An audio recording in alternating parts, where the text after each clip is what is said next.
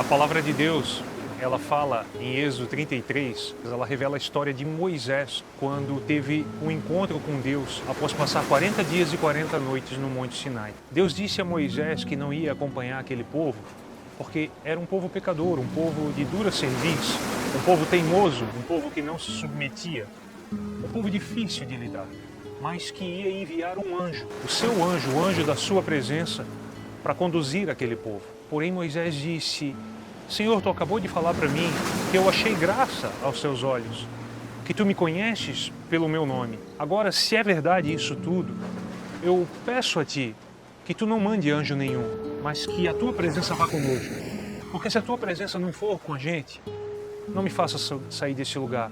Pelo contrário, ele disse, até risca o meu nome do livro da vida. Ele foi muito ousado. Moisés foi muito ousado. E muitas vezes as pessoas interpretam essa passagem de uma maneira muito errada, dizendo que a nossa oração ela tem o poder de mudar a Deus. Mas a oração, em primeiro lugar, ela nos muda, ela nos prepara para receber aquilo que Deus tem para nós, seja positivo ou negativo diante das nossas expectativas. Então, o que Moisés nos ensina, o que Deus nos ensina através dessa passagem, é que nós devemos orar conforme a palavra, porque tudo aquilo que Moisés falou ali na sua intercessão pelo povo, foi aquilo que Deus já havia falado a respeito do povo de Israel. Deus disse que ia tirar aquele povo do Egito com milagres, com mão forte, com braço estendido. Deus disse que ia fazer milagres e maravilhas. Deus disse que ia formar uma nação com aquele povo. E Moisés só reivindicou tudo aquilo durante a sua intercessão. O interessante é que mesmo após Deus prometer-me que a presença dele iria com ele, Moisés pediu um sinal. Se é verdade que eu achei graça aos teus olhos, deixa eu ver a tua face. Moisés disse para Deus. E Deus lhe disse: homem nenhum pode ver a minha face e viver.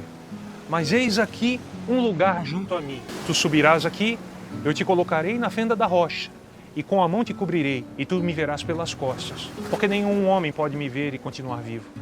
Farei passar diante de ti toda a minha bondade, e te proclamarei o nome do Senhor. Veja que Deus disse para Moisés: eu te colocarei na fenda da rocha. Moisés, ele foi até Deus, ele buscou a Deus, mas quem nos coloca na fenda da rocha é Deus. Um dos piores orgulhos, uma das piores soberbas que o ser humano pode carregar é o orgulho pela santidade, por se julgar mais conhecedor de Deus, da palavra de Deus, das coisas de Deus. Porque quem se aproxima de Deus torna-se humilde.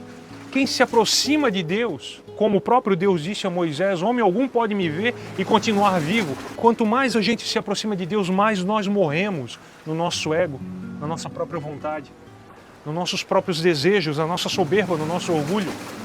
E é Deus que nos coloca na fenda da rocha para que ninguém se orgulhe. Veja que o povo de Edom, os descendentes de Esaú, um símbolo clássico da Bíblia para a carnalidade, para as obras da carne, e o orgulho e a soberba é uma obra da carne.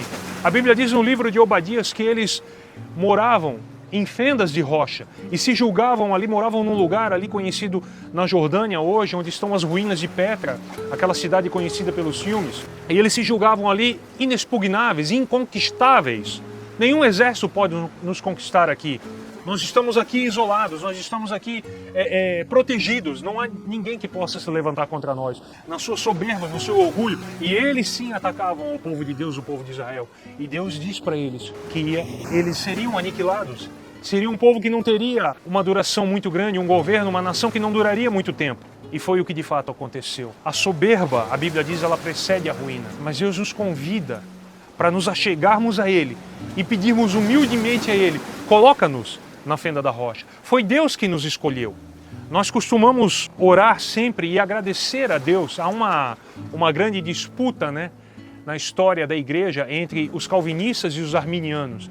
E certa vez eu ouvi um homem de Deus falar assim: todo cristão, quando se converte, depois de convertido, ele é um calvinista, porque ele diz: obrigado, Senhor, por me escolher, obrigado, Senhor, por me salvar, obrigado, Senhor, por ter me elegido. Mas quando eu e você somos ganhos pelo Senhor e vamos falar das boas novas, vamos pregar o Evangelho para outras pessoas, nós nos tornamos arminianos, porque nós dizemos, você precisa se converter, você precisa entregar o seu caminho ao Senhor, você precisa deixar a vida antiga e voltar para os caminhos de Deus. É uma luta de séculos que vem ocorrido entre uma doutrina e outra que não leva a lugar nenhum.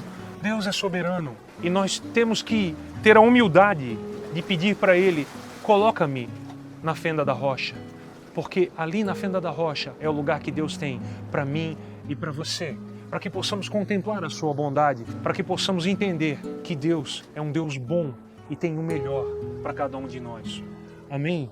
Que o Senhor Jesus Cristo, o Filho do Deus vivo que veio em carne, te abençoe e te guarde nele e para ele até a vinda dele.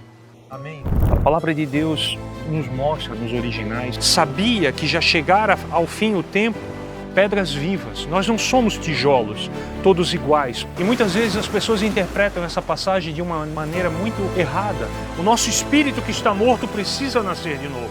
É celebrado um feriado em Israel, o dia do Purim. Ele não tinha condições nem de cobrir a sua própria nudez, ele era totalmente inútil. Prendeu a Pedro, tocou a orelha de Malco e o curou. E Deus é misericordioso para nos levar a esse lugar.